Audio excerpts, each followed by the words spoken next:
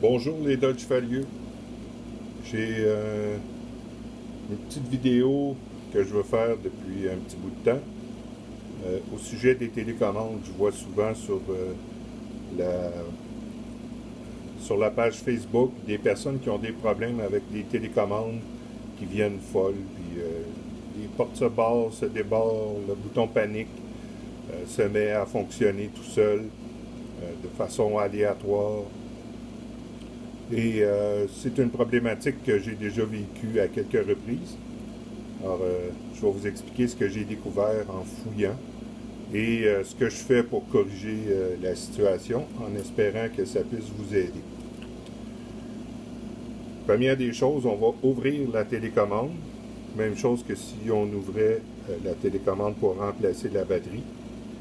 Donc, je vais essayer de faire le plus visible possible. Sinon, vous allez voir des vidéos sur YouTube remplacement de batterie de télécommande. En passant, les télécommandes en anglais, ils appellent ça FOB. Je ne sais pas pourquoi, mais c'est le terme utilisé. Là, on va ouvrir. Ah, voilà. On va ouvrir la télécommande. Alors, on insère ici, à droite. Et on y va doucement. Pas briser rien. Et voilà.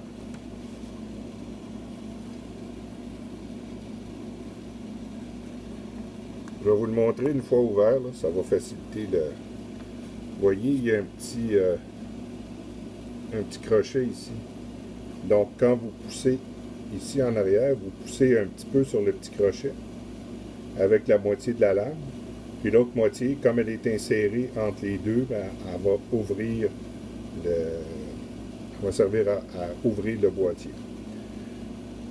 Ce qui est important, c'est de ne pas forcer pour ne pas briser ça, parce que la télécommande ne se fermera plus. OK. Maintenant, on ouvre la télécommande. On enlève le caoutchouc. On voit la batterie ici. OK. Là, on va le retourner.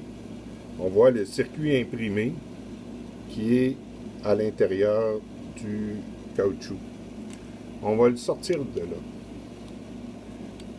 Tout doucement, là, c'est pas collé ni rien, c'est juste inséré là-dedans. Essayer de placer un peu d'éclairage. Bon, voilà. Comme vous pouvez remarquer, faire des morceaux. Comme vous pouvez le remarquer, il y a des petites pastilles en métal. Ce qui arrive avec le temps, c'est que ces pastilles-là se détachent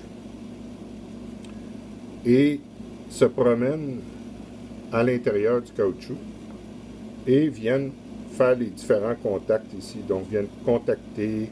Donc, soit ouvrir, fermer les portes ou faire partir le bouton panique. Si vous avez des portes télécommandées sur les côtés ou le haillon arrière, des choses comme ça, vous allez avoir plus de pastilles. Donc, plus de possibilités que les pastilles se détachent. Si c'est le problème de votre télécommande, il pourrait être facile de penser qu'on a juste à la recoller. C'est possible, mais comme vous pouvez voir ici, il y a une petite tétine de caoutchouc minuscule. Il ne faut absolument pas qu'il y ait de colle qui dépasse de ça. Parce que de la manière que c'est fait, ce morceau-là, il est courbé comme ça. Attendez, je vois. Il est courbé comme ça. Donc, quand vous appuyez ici, le contact se fait comme ça. Donc, ça descend ici et ça fait le contact sur le circuit imprimé qui est ici. Ce qui arrive, c'est que si vous mettez trop de colle,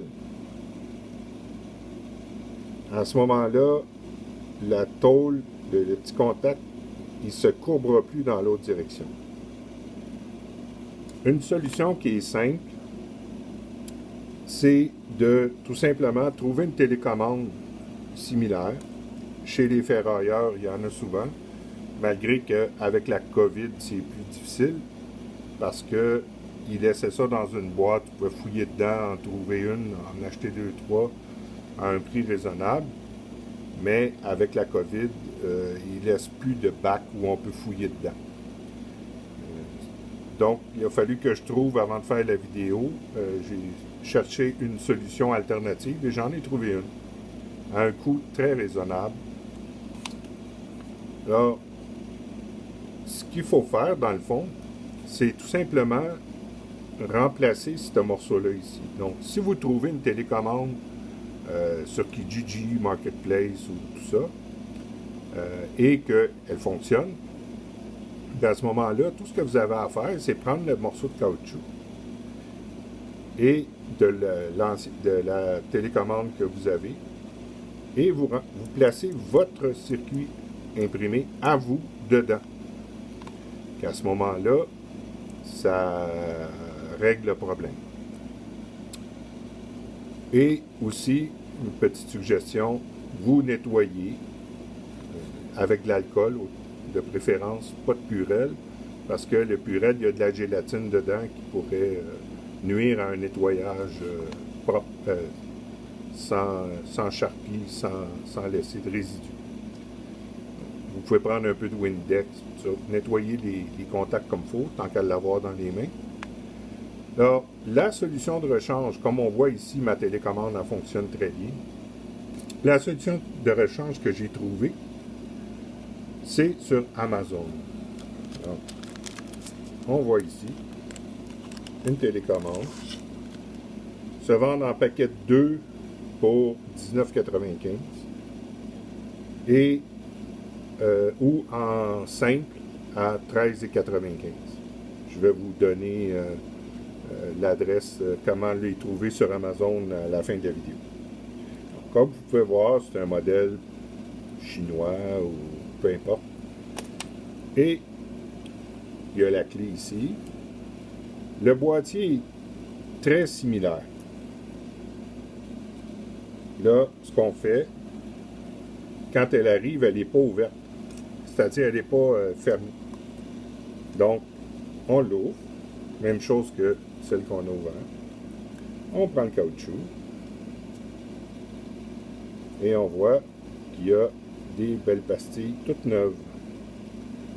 Il y a aussi des télécommandes avec plus de contacts, là, si votre caravane fonctionne comme ça.